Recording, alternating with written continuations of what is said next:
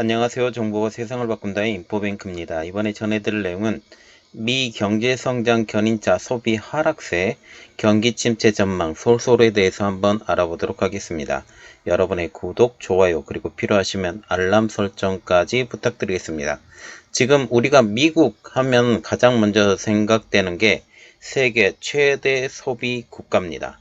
이 세계 최대 소비 국가가 이제 세계 경기를 끌고 가는데 이것이 가장 큰 영향력을 미친다라는 거죠. 이것 때문에 세계의 경기가 미국을 중심으로 돌아간다라는 그런 이야기가 나오고 있죠. 지금 미국의 성장과 글로벌 성장은 지금 미국의 소비가 떠받쳐서 가능한 일이 되었습니다.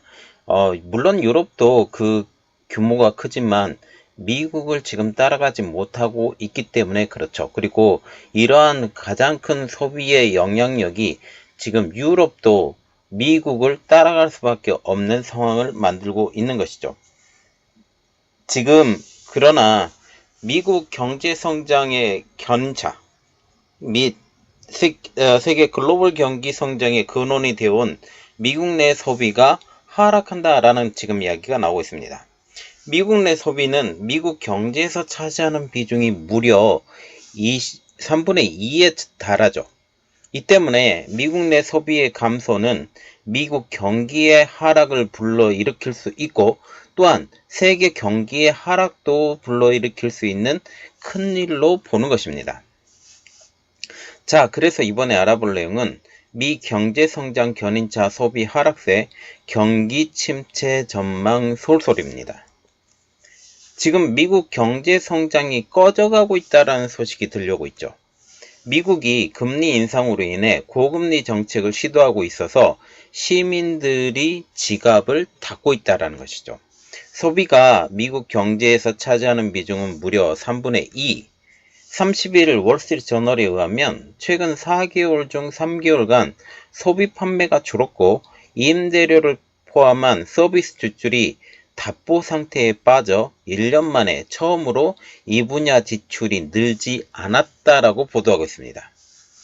미국 소비 하락의 징조는 여러 곳에서 지금 발견되고 있는데요.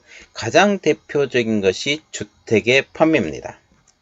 지난해 미국의 기존 주택 판매는 2014년 이후 최저치로 떨어졌습니다. 그래서 지금 8년 만에 최저치가 되었다라는 것이죠. 자동차 판매도 이 하락의 징조입니다. 미국 자동차 업계는 지난해 최근 10년 만에 최악의 한 해를 보냈다라고 지금 얘기를 하고 있죠. 미국 내 소비는 코로나19의 어려운 상황에도 미국 경제 성장의 견인차가 되었습니다. 이것을 가장 가능하게 했었던 것은 미국 정부의 지출 확대입니다. 특별히 보조금 지급이라는 것이죠.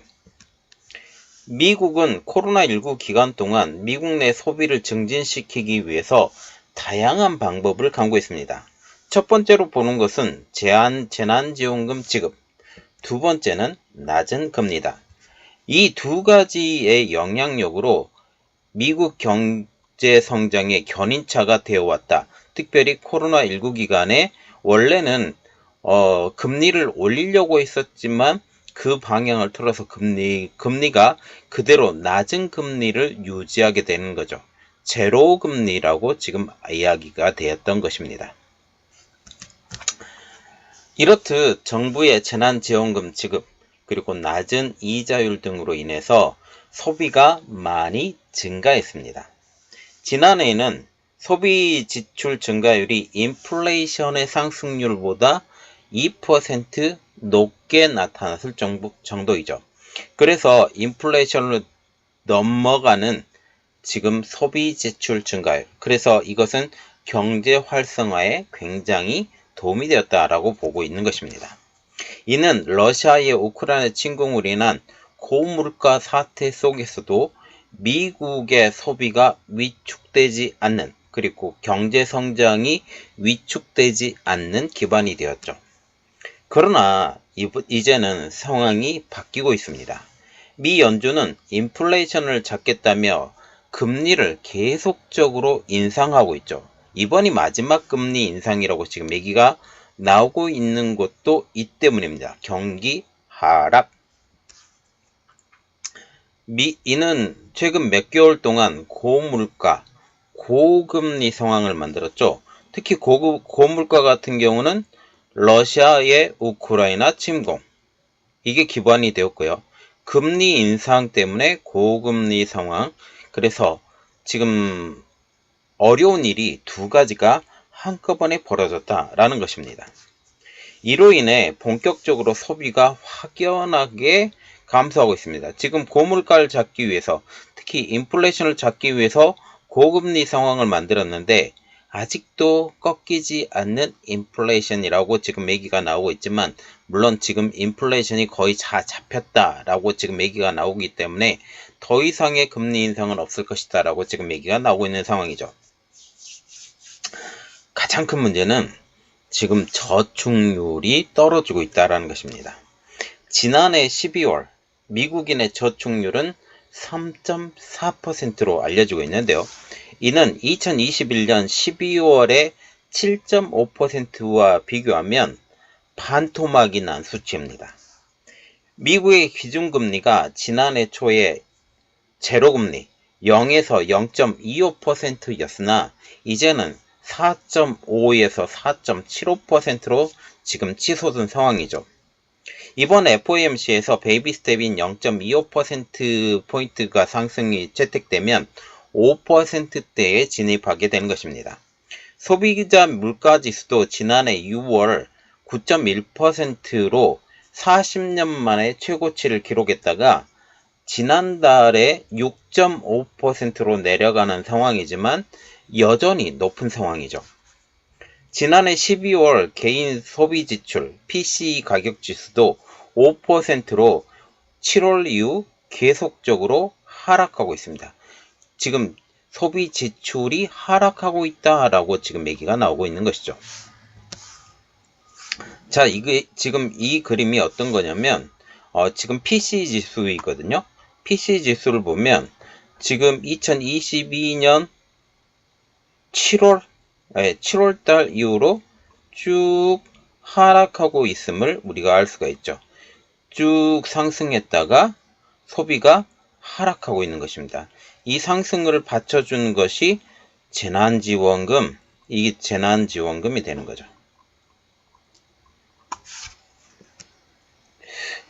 지금 언론에서도 미국 전체의 현재 소비 하락을 걱정하고 있습니다.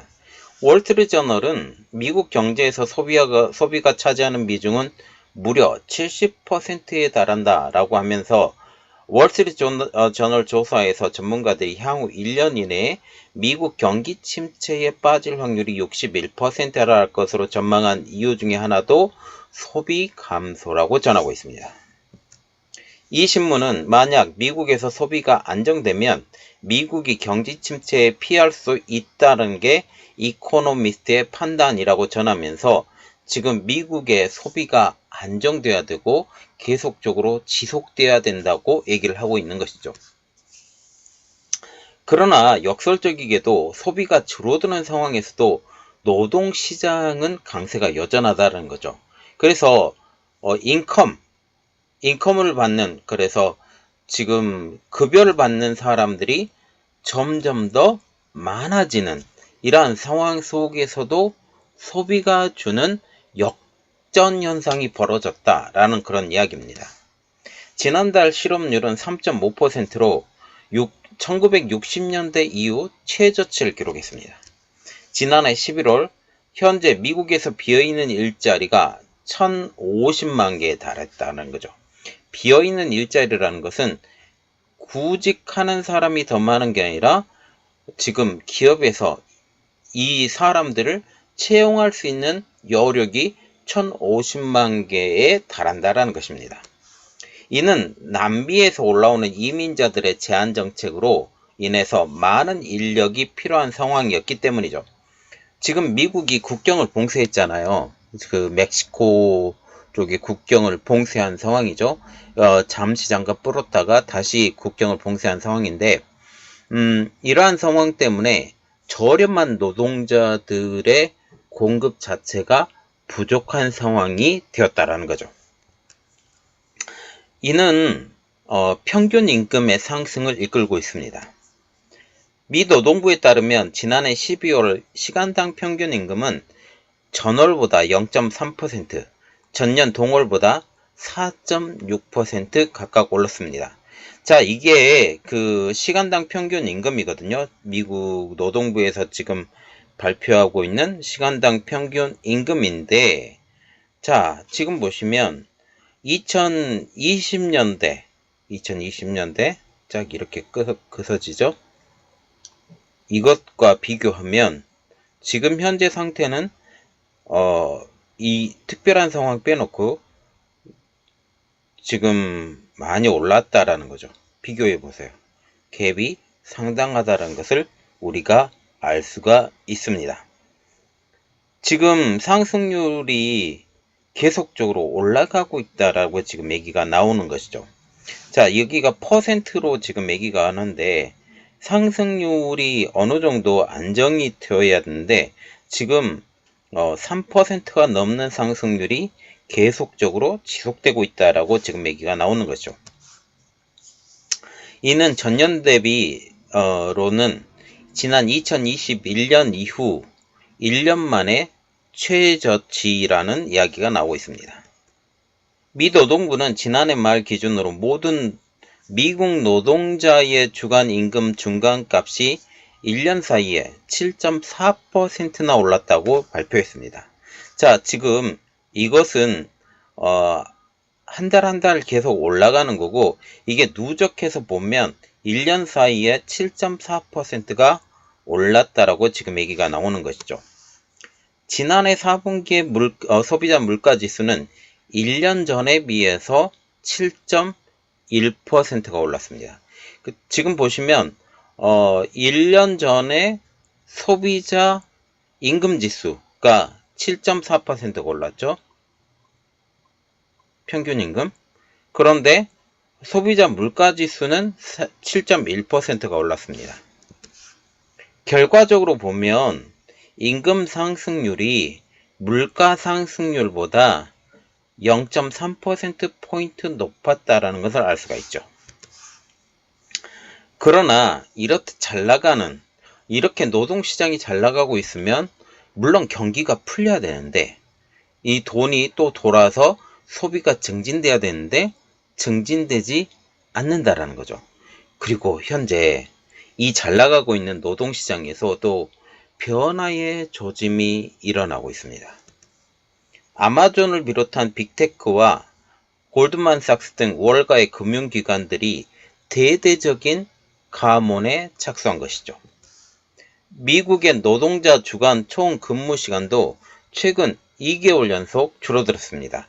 근무 시간이 줄어들었다라고 하는 것은 이 시간당으로 받는 임금 노동자라는 것을 생각하면 집으로 가져가는 돈이 줄었다라고 지금 한다라는 거죠. 그래서 이는 곧 노동자들이 집으로 가져가는 수입이 줄고 있다라는 것을 의미합니다. 그래서 전체적인 그 가계 지갑이 줄어들고 있다라고 보게 되는 거죠. 여기에 주택 가격의 하락, 주가도 전반적으로 하락하고 있어서 소비 심리는 점점 위축되고 있는 상황입니다. 이러한 상황에서 미국의 소비 심리가 회복되지 못하고 계속 줄어들게 된다면 경기 둔화가 가속도가 붙어서 경기 침체 진입 시간이 앞당겨질 수도 있다라는 경고음이 울리고 있다라는 거죠. 이 때문에 월가에서는 이러한 상황을 반영해서 이번 FOMC에서는 베이비 스텝인 0.25%포인트 금리 인상이 마지막이 될 것이라고 보고 있고 결국 9월에서는 금리 인하 카드를 꺼낼 것으로 예상되고 있습니다. 금리 인하가 되어야 집안에서 소비되고 있는 그 부채에 대한 이자가 줄어들기 때문에 쓸 수 있는 돈이 유용하게 될 수 있다라는 그런 점이죠.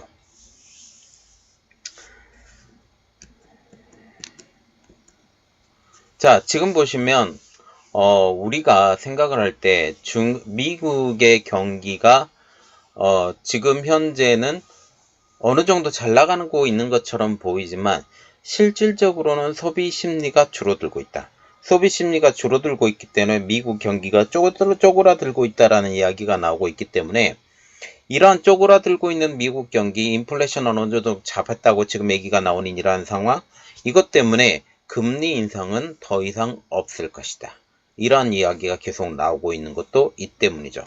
또한 지금 현재 더 잘 사는 나라를 만들어야 되는 가장 큰 이유가 이제 선거가 다가옵니다. 내년에 대통령 선거가 다가오는데 이 대통령 선거가 다가오는 그 모든 것들 통해서 이제 미국이 강한 미국, 그리고 세계에 내놓을 수 있는 경제 대국, 이러한 모든 것들을 봐야 되기 때문에 중국 때리기는 더욱더 강해질 것으로 보이고 있습니다. 자, 이번 내용은 여기까지 하겠습니다. 저희 내용이 여러분들에게 도움이 됐다고 생각을 하시면 구독, 좋아요, 그리고 필요하시면 알람 설정까지 부탁드리겠습니다. 감사합니다.